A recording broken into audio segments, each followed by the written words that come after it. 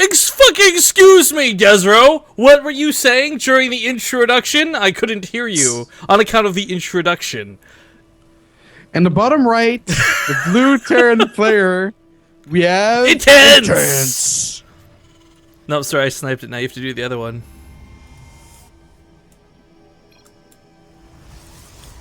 And the left side of Catalina, my homie from Remax, my co-host, my best esports friend and best friend, we have HuK. And the passion showing through right now as they both discuss their CSGO play. Hey, I'm not Nova 1. HuK is lying. Fuck that guy. Yes. But, yeah, what was I gonna say is I should get, like, a mount for, like, my panda staff so that it doesn't look like a broom. You know what I mean? You need to do. You know, like, okay, this is like really the samurai sword, like... Right, yes, exactly! And, like, hanging on the wall behind you, and instead of, like, you have, like, the small samurai sword, the medium samurai sword, and instead of the long one, it's the bamboo stick. That'd be sick. People will be like, did you lose your third sword? You're like, no, man. It's over there in the garbage. This is a bamboo stick. Mm-hmm. Intense, by the way, clearly on the ball with the game, because somehow, whilst typing all of this, he also managed to retweet and favorite the tweet I just put out about the match. So, are you real? This guy is like a multitasking god right now, Desro. Now, I think here's one of the big things, right? HuK has been known, he's been established, he's one of the pillars of North America when it comes to players. Intense, much lesser known. Definitely improving, and in my opinion, one of the better Terran players there really are right now. Between him, Maz, and Xenocider, I would definitely say are among the top 3 there are in... I mean, well, I guess it's Major. Sorry, forgot about him for a moment. But regardless, a good player here fights off against HuK, and he actually stands, I'd say, a pretty good chance maybe taking the series.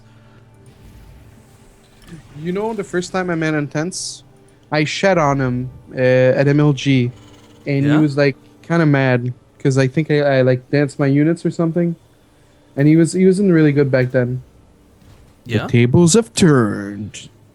Yeah. Okay. Yeah. I'm sad. I'm sorry. Did you just need to get that in so people thought you were good at some point in your career? Whoa! Like, you have no clue, like the amount. Oh, actually, hang on. I almost had to take back my shit talking because he almost got his Reaper caught. HuK, though, pulling a lot of probes to deal with this. I mean, it is buying him time to get the mothership core out, but yikes! Talk about messy for both sides. I hate the Reapers, man. There was that series talking about Hunter. He I guess in Korea we learned that the I is the same sound as like an E or something, so he kept calling them Rippers. He was getting really mad at the Rippers, asking where Xenocider's Rippers were. No. But okay, so the Reaper doesn't get that much done. Keeps it alive, very good for scouting later on. If he had lost that to the probe surround, that would have actually been pretty bad. HuK's a pretty... Here's the thing about HuK I find, and I'd love to hear your thoughts, because you obviously have probably watched him play a lot more than I have even. But I find that if HuK really wants to play macro, he's going to fucking play macro. But most of the time, he tends to open very aggressive. And that's where I think the importance of this Reaper comes in, to know what he's going to be doing. Whether it is something like a crazy Stalker all-in, or whether it's the Twilight Councils. We see... I mean, Intense hasn't seen this yet. All I saw was the Nexus on the way out. And that doesn't tell much. Not this early. Yeah, I mean...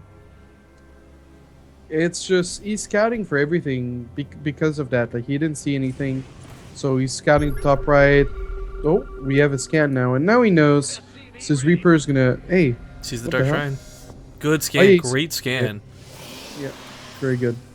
See if he cancels it. There we go, as expected. Swaps over to Blink. Yeah. Blink's not bad for defending one of mine, which is what's going on right now. The thing is, HuK has no clue what's going on, so... Well, it's not only that, but Catalina can really... There's some cool things you can do to really screw Terran over. You bait them towards the third, blink into the main. Lots of little cheeky bits like that, but we'll see if that comes into the play. I mean, the nice thing about Blink, it's not what it once was. By going Blink, it doesn't signify a big all-in. Going Blink doesn't dedicate to tech path. Pardon me as I hiccup there. But going Blink is part of regular play. You need it to catch medevacs. You need it to stop Vikings. I mean, HuK going for a Blink doesn't mean he's still going super cheesy all-in like you would have perhaps with the Dark Shrine. Yeah, I mean, the thing about Dark Shrine is it's just... It's not that cheesy. Like, we're talking like Proxy Oracle. Yeah, that's cheesy. But a Dark Shrine is just like... I don't know. It feels like it's a lot more macro than people give it credit to. Yeah. Well, do you remember the change, the outcry when they were going to make it cheaper? They're like, no way, it's just going to be one base plays all the time. No late game DTs. Of course, or when they were going to buff the movement speed. Okay, well, I'm glad they didn't, because let's be honest, dude. Protoss have got the most man, ridiculous... Let's be honest, No, hang on, hear me you out. seen a Banshee, man? Oh, good. Kind of good shot. Almost got the... How did that not hit the probes underneath the mothership core? Yeah, that was crazy. Oh, but the Marines clean up the sentries. Oh. He should have boosted for that medevac. I think going for the mothership core would have been really worth it. But I was going to say, the history of Protoss, though, has had unrequested movement speed buffs, I guess. Not saying they're broken or not, but like at first it was the Warp Prism, then the Oracle. Like no one was crying out for these changes. They just said, by the way, in this patch we're buffing this speed, and everyone's like, what the fuck? Why? Yeah, but my man, have you seen a Banshee? Dude, I'm not saying you did or didn't need them. I'm just saying like it's funny how movement speed is the focus, not fixing mechanics. Yeah, well, that's what happens when you have one guy working in the janitor's closet. Oh no! There's the full medevac intense. That was a pretty big throw. Oh. Well, on the bright side, that's what we needed to have a even game. So, well, otherwise it was gonna be like a little bit of a steamroll. I don't know. HuK, he didn't really use that many. 6 probes and 2 sentries. I guess the sentries were kind of expensive, but yeah, the thing is like, when you build those sentry or when you lose those sentries, you want to rebuild at least 1 or 2, and then when you do that, then you don't have the stalkers to catch medevacs later on. So by oh, what the fuck? What's going on? it's a stupid blink is what's going on. I don't know what was up there. I guess he was hoping to maybe catch Intense off guard and just walk to the mineral line, pick up a couple SCVs. I don't know. He should have seen that. Maybe he was just he set the rally and it was like focused elsewhere on the map. I don't know, but that was a giveaway at HuK, so kind of evens up that medevac loss from earlier. Yeah, big shout out to HuK for the 3 stalker donation. It means a lot to me, man. Treating it like a donation on stream, I love it. The I don't know. It's a weird, it's a funny way for that to go, but hey, it does put them back kind of on square one, more so than before. Folks are bringing up in chat, hey Desro, what about that time you beat Flash? Oh yeah, beating Flash was great, man. Oh yeah, is it on your YouTube? Yes, it's on my YouTube. It's Oh, my really? most viewed video, man. Really? I had no idea. Yeah, It's so yeah. crazy. You can go to youtube.com/destrofighting.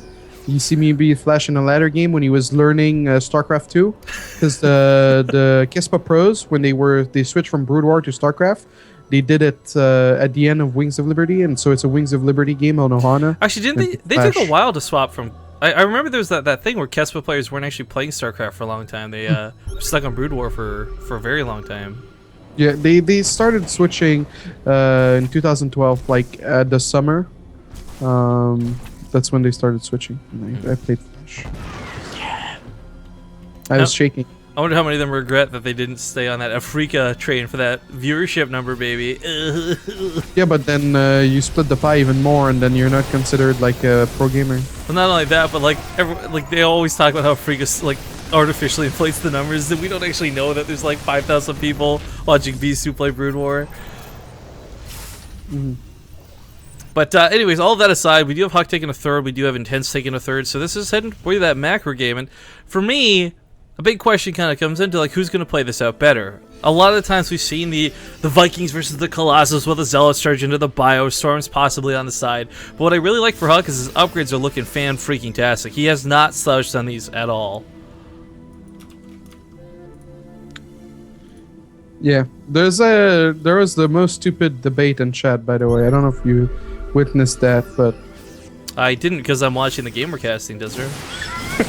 whoa, man! Colossus snipe. Oh Jesus, Yeah, that was let's get on top though.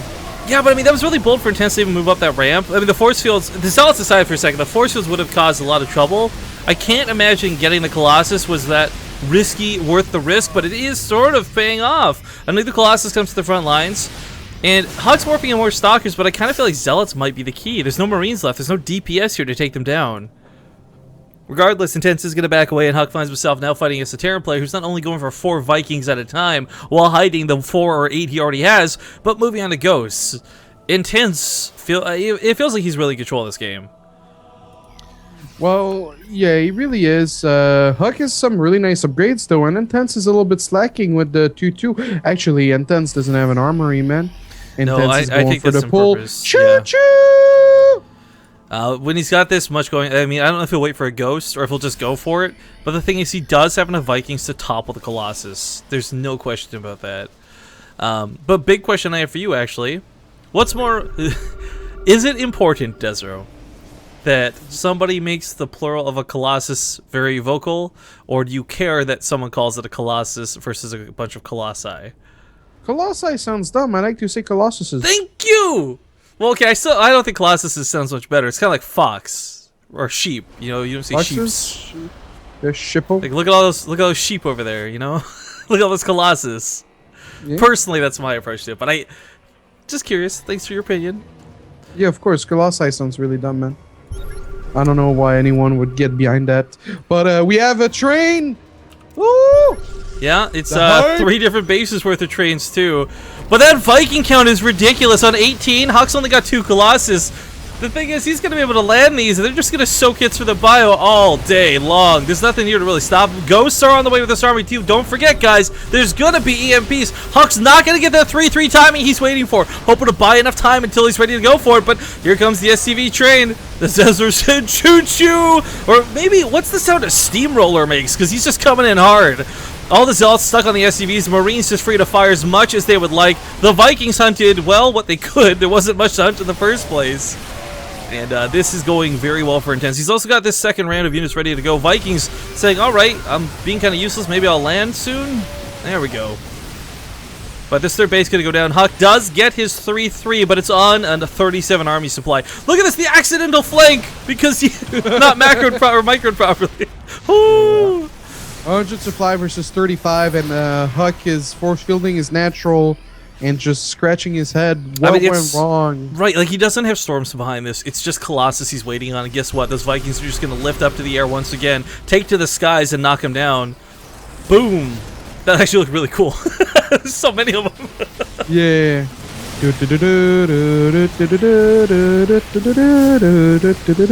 Yeah. EMP goes down on Stalkers. What little shields they have are stripped. Marauders already going to truck through this with or without that EMP, but even more so with the EMP, and HuK is going to have to kiss his ass goodbye here in game number 1. But it is just game 1, and he's got another game or two to possibly make this back. Still fighting for his life, stubborn as he may be. I don't think he's going to beat back this bio army.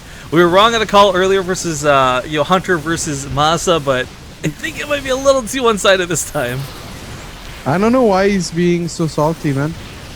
It's he's planning. He's using the time now when Intense is celebrating victory to plan his moves for the next game.